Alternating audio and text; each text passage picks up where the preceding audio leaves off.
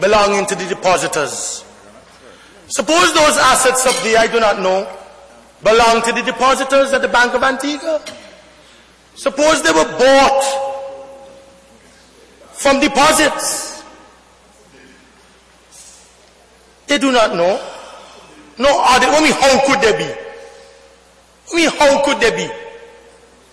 You know how much $1 billion Stanford have on his balance sheet in deposits, which is a liability. So where's the corresponding asset to prove the liabilities? So you can go and grab up the assets first. You can't do that. Antiguans and Barbudans have deposits in that bank. And other Antiguans and Barbudans have deposits in SIB. You do not know as yet how many Antiguans and what value and what is the total amount of liability to the Antiguan public of deposits at Stanford International Bank. And they would have to be settled before government. No valuation have been done yet of the assets. I mean, what is really wrong with you people? Just to come to this parliament because it's 2 weeks before the election, to try and hide your abysmal failure to generate one single foreign investor in this country, not one single new job has been created in 5 years. So this is an excuse today. The brutal imposition of tax, of personal income tax. I mean, come on. Is this a mechanism to create an illusion of growth that the Minister of Finance has imposed unbearable taxation? So you're coming here today and saying we're doing something at the last 11th hour? Just like at the 11th hour, after you've said that the land for youth is unconstitutional, you have the Ministry of Lands calling up all the young people and telling them come for the lands after 4.5 years? Honourable Member.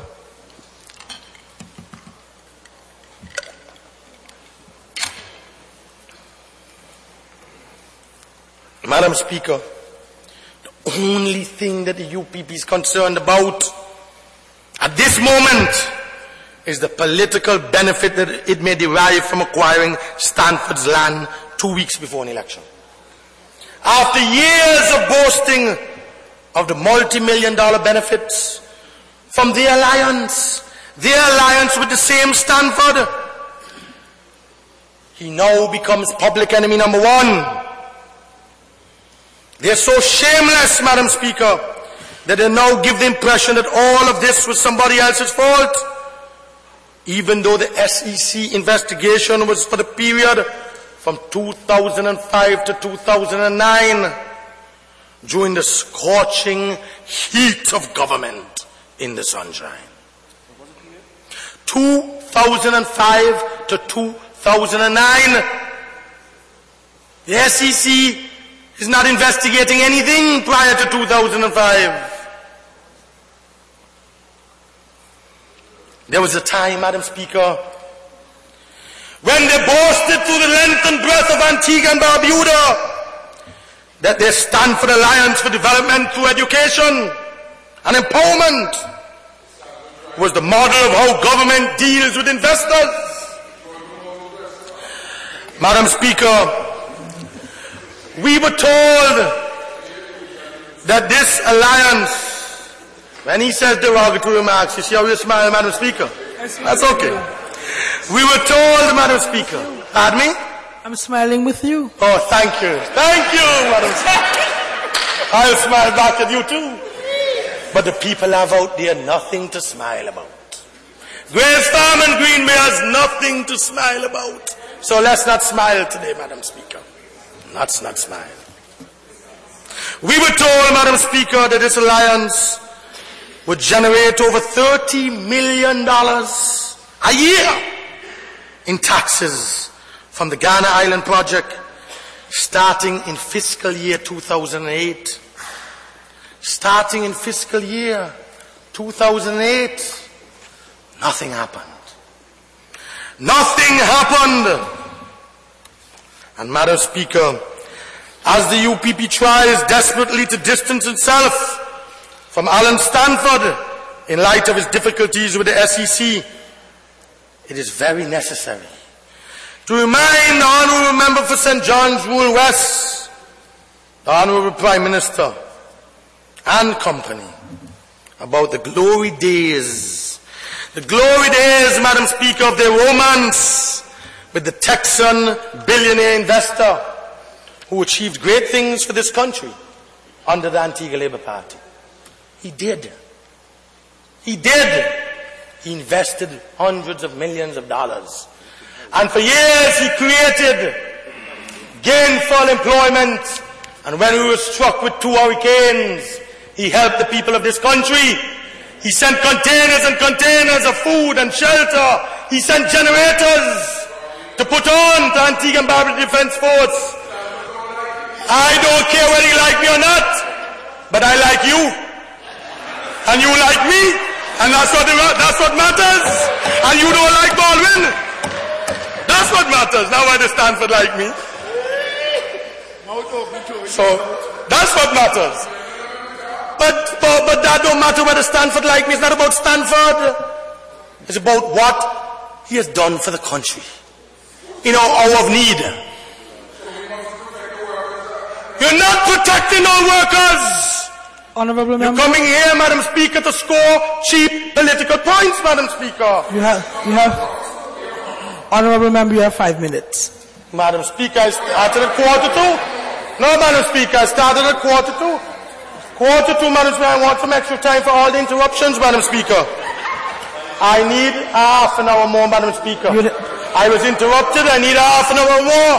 Why did they want to give us? Madam Speaker, I want a half an hour more. I was interrupted. Honourable Member, you know that it is a House that grants extra time. I know, but I started at 1:45. Honourable Member, you have 5 minutes. Madam Speaker, I'd like some extra time. The House has said no. Starting now, Madam Speaker, 5 minutes. Madam Speaker, the 2005 budget statement was entitled Foundations for a Fresh Start. As I read this excerpt, beginning at page 70, with your permission, Madam Speaker, I invite my colleagues on the other side to respond with the same excitement that exploded in this honourable House when the Finance Minister was gleefully driving what he hoped were nails in the ALP coffin. And with your permission, I read from the Minister of Finance at page 70, and I quote, culminating the fundamentals negotiated in Saturday's meeting with the Prime Minister, Mr. Alan Stanford, this government's green light for Mr. Stanford's acquisition of Ghana Island and other lands to which Dato Tan Kehok presumably holds title. The Stanford plan for development of the land package, which is negotiating to acquire from the current title holder, is envisaged at $3 billion upscale resort. The project is expected to generate continuing employment for 1,200 persons in direct and indirect jobs over its 36 months construction period. Mr. Stanford has proposed a front-end cooperation arrangement, this is our court saying this in the budget, under which tax concessions will be deferred for 30 years, while you will pay a monthly flat tax amounting to $34.4 million a year, starting January 2008, aggregating to more than $1 billion over 30 years. Full project funds on hand for the entire project, which will cater to the wealthiest people in the world and will open its doors with $400 million in cash. End of quote. That's the Minister of Finance. What we do have to show today, Madam Speaker, for all that grandstanding and that class political one-upmanship in the People's Parliament back in 2004, Madam Speaker, and as recently as last year, they tried to shake down the same Alan Stanford for $450 million in order to facilitate a proposed $2 billion investment at Shell Beach. Look at the cabinet decision. $450 billion. They tried to ask him to forgive them $300 million owed to Stanford Group of Companies and an upfront payment of the Treasury by Stanford of $100 million. You will read it. You will read it. Madam Speaker, we must never forget that Baldwin Spencer was so big on the Stanford Alliance that he actually staked his political future on it. And I quote for this country to remember what he said. And I quote, I have said it before,